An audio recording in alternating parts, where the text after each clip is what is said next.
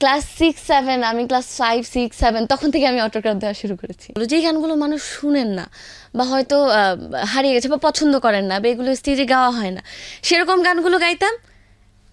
Ultimately একটা অনুষ্ঠানের শেষে দেখা যেত আমি ওই গানগুলো গেয়েই সাকসেসফুল হয়ে বের হয়ে আসছি এবং প্রোগ্রাম শেষে সবাই হাউমাউ করে কাঁদতে কাঁদতে বাসায় ফিরছে। তো এরকম অনেক অনুষ্ঠান গিয়েছে। তো সেই অনুষ্ঠানগুলোতে আবার এমনও দেখা যেত যে একটা পর্যায়ে এমন আসলো যত রকমের গান আমি গাইতে পারি সব রকমের গান শুরু থেকে গাওয়া শেষ, এখন ঐশী কী করবে। তখনও আমি একদম কেউ চিন্তা করতে পারে না এরকম ভিন্ন ধরনের অন্যরকম কিছু গান আমি খুঁজে বের করে দিতেন, আমার বাবা সিলেক্ট করে দিতেন যে এভাবে গাও, এই সিরিয়ালে মেনটেন করে গাও, এভাবে গাইলে হয়তো মানুষ পছন্দ করবে। এরকম করে প্ল্যানিং করে করে গাইতাম এবং আলটিমেট রেজাল্ট ছিল মানুষ আমাকে ভালোবাসা দিত। আসলে এই জায়গাগুলো থেকেই আমি দেখা শুরু করলাম যে মানুষ আমাকে পছন্দ করছে, আমাকে ভালোবাসছেন, আমাকে দর্শকরা আরও ইন্সপায়ার করছেন। আমি ক্লাস 6-7, আমি ক্লাস 5-6-7 তখন থেকে আমি অটোগ্রাফ দেওয়া শুরু করেছি। আমি যখন গ্রামেগঞ্জে যেতাম তখন অনুষ্ঠানগুলো করতাম তখনকার, এখন আমি যেই অনুষ্ঠানগুলোতে যাই একটা জাঁকজমক একটা বিষয় থাকে, তখন আমি যখন গ্রামেগঞ্জে অনুষ্ঠানগুলোতে যেতাম ওই ব্যাপারগুলো থাকতো এবং তখন আমাকে গ্রামের মানুষরা ওই ভালোবাসাটা দিতেন, অন্যরকমভাবে আপন করে নিতেন।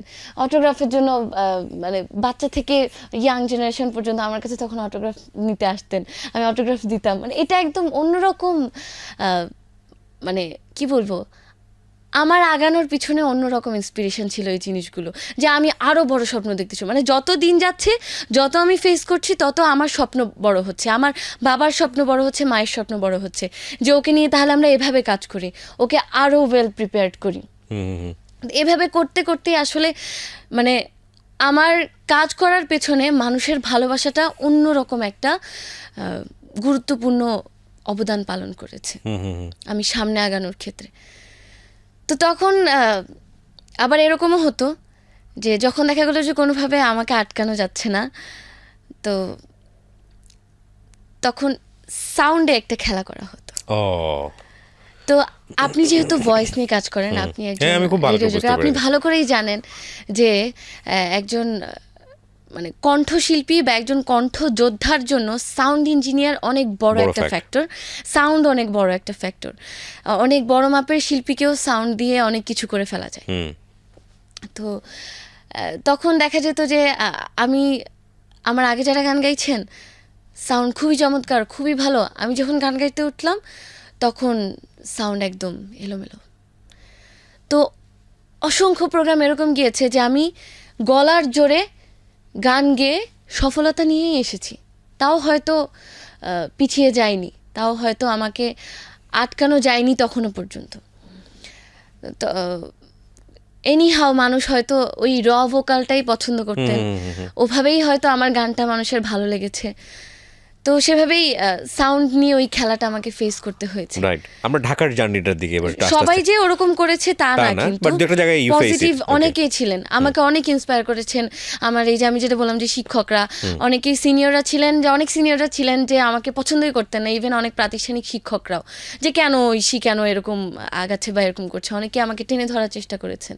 তাদের মধ্যে অনেকেই এখন বলেন যে আরে ঐশীকে তো আমরা মানুষ করেছি। অনেকেই এরকম গল্প করে এখন প্রাউড ফিল করে বলেন, আমিও তাতে অনেক প্রাউড ফিল করি। তো কিন্তু অনেকেই ছিলেন যারা আমাকে সামনে এগিয়ে যাওয়ার জন্য অনেক সাহস দিয়েছেন, বলেছেন যে এভাবে এভাবে করো, হ্যাঁ ভালো করবে, চেষ্টা করো, শিখে যাও, ধরে রাখো, সাধনা করো। তো যাক, এভাবে করে করে আস্তে আস্তে রেকর্ডিংয়ের জায়গাটাতে আসি। এবার রেকর্ডিংয়ের কাজ কীভাবে শুরু করলাম, তা আমি আমার শরীফ আঙ্কেলের পরে হাফিজউদ্দিন বাহার স্যারের কাছে আমি গান শেখা শুরু করেছিলাম। উচ্চাঙ্গ সঙ্গীত, নজরুল সঙ্গীত, রবীন্দ্রসঙ্গীত। স্যার আমাকে সঙ্গীতের যে বিভিন্ন ক্ষেত্রে পারদর্শিতা থাকা উচিত সেই বিভিন্ন শাখায় স্যার আমাকে শেখানো শুরু করলেন এবং তার মাধ্যমেই আমার রেকর্ডিং যাত্রাটা শুরু। যে কোনো একটা ভাবে স্যার লিঙ্ক তৈরি করে দিয়েছিলেন এবং সেখান থেকে আমার প্রথম রেকর্ডিং হয়েছে শিহাব রিপন, তিনি কম্পোজিশন করেছিলেন একটা, সেটাও লোকগান ছিল। মনে আছে গানটা? লিখেছিলেন, মনে আছে মোটামুটি। মানে লোকগানটা কি তোমার জন্যই লেখা হয়েছিল? হ্যাঁ, মৌলিক লিখেছিলেন লোকগান। একজন বন বিভাগের একজন কর্মকর্তা, তিনি গান লিখেছেন, সুর করেছেন এবং শিহাব রিপন ভাইকে দিয়ে কম্পোজিশন করেছিলেন। আচ্ছা, তো সেটা ছিল আমার প্রথম রেকর্ডিং। স্যারের মাধ্যমে আমি এই রেকর্ডিং যাত্রাটা শুরু করলাম এবং স্যার একটা ইনিশিয়েটিভ নিয়েছিলেন। তিনি নোয়াখালীতে প্রথম হোম স্টুডিও খুললেন। আমি তখনও নোয়াখালীতে থাকি। আচ্ছা। এটা হচ্ছে 2008-9 সালের দিকে। কোন ক্লাসে পড়ছো তখন তুমি? আমি তখন 7-8-এ। ওকে। তো স্যারও হোম স্টুডিও দিলেন বাসায় এবং স্যারের কাছেও আমার অসংখ্য রেকর্ডিং আছে, স্যারের বিভিন্ন গান। সেগুলো হয়তো কখনো রিমেক হয়ে সামনে আসবে। তো স্যার নিজে তো হোম স্টুডিও দিলেন এবং স্যারের মাধ্যমে আমিও শিখেছি।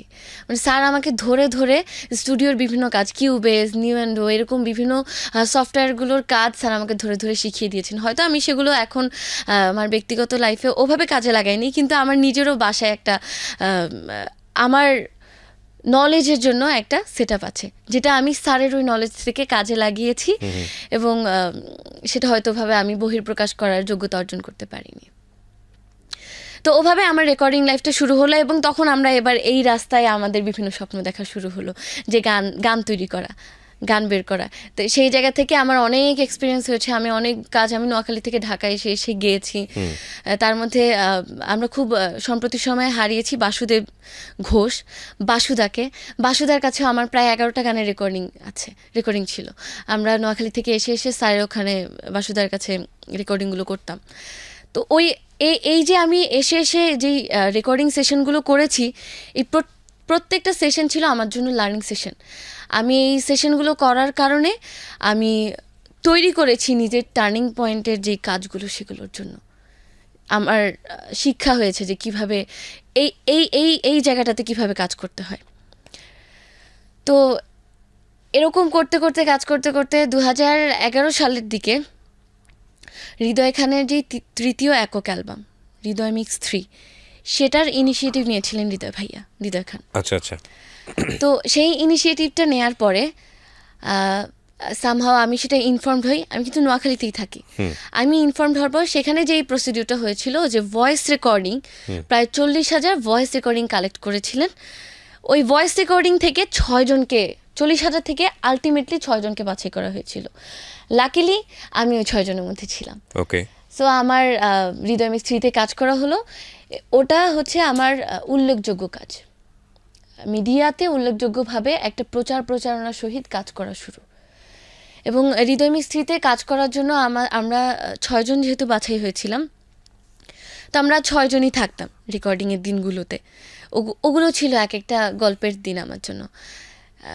তখন নোয়াখালী থেকে এসে পড়াশোনার ফাঁকে ফাঁকে এসে ঢাকায় থাকা, এর মধ্যে আবার নোয়াখালী গিয়ে পড়াশোনা কন্টিনিউ করতাম। মানে আমি এমনও হয়েছে, আমি ভোরবেলা রওনা দিয়ে ঢাকায় আসতাম, সারাদিন কাজ শেষে রাতের বেলা আবার রওনা দিয়ে নোয়াখালী চলে যেতাম, পরের দিন আবার স্কুল করতাম। তো তোমার লেখাপড়ায় প্রবলেম হতো না এতে?